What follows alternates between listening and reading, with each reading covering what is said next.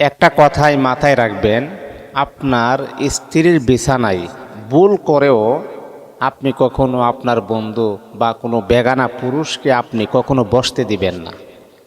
এতে করে কি হয় জানেন? আমরা তো আসলে এই বিষয়ে অনেকেই অবগত নাই, সেই জন্য আমরা অনেকেই জানি না। দেখুন, স্বামী আর স্ত্রী হচ্ছে একটা পার্সোনালিটি, একটা জিনিস। আপনার স্ত্রীকে নিয়ে কেউ যদি বাজে চিন্তা করে, আপনার স্ত্রীকে নিয়ে যদি কেউ খারাপ চিন্তা করে, এটা কি শুনতে আপনার কাছে ভালো দেখাবে? এটা আমি আপনার বিবেকের কাছে প্রশ্নটা আমি রাখলাম। যদি কোনো ব্যক্তি আপনার স্ত্রীকে নিয়ে খারাপ কোনো মন্তব্য করে, খারাপ কোনো চিন্তা করে, এই জিনিসটা যেমন আপনার কাছে ভালো লাগবে না।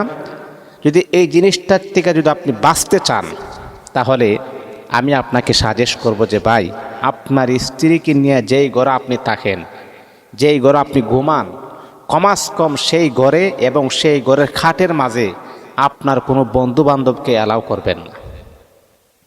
কারণ মানুষ মাত্রেই হচ্ছে তার ভিতরে কুমন্ত্রণা আসতেই পারে।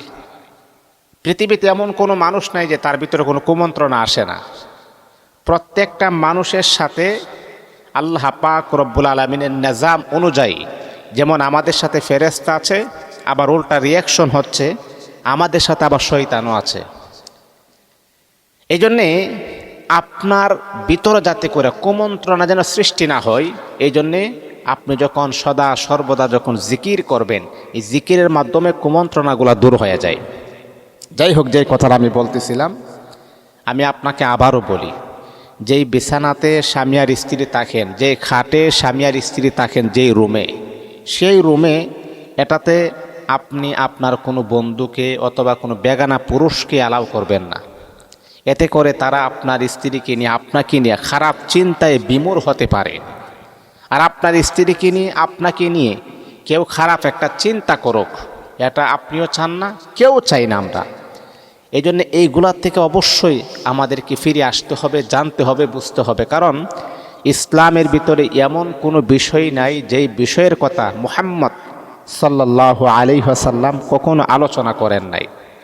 ক্রুটিনাটি বিষয়ে আলোচনা করেছেন, যাতে করে আমরা সহজে বুঝতে পারি যে ইসলামটা যে কত শান্তিপূর্ণ একটা ধর্ম। এজন্য বাবা, স্ত্রীর বিছানায় ভুল করে কখনো বন্ধু বান্ধবকে, বেগানা পুরুষকে অ্যালাউ করবেন না। আল্লাহ পাক আমাদেরকে বোঝার তৌফিক দান করুন।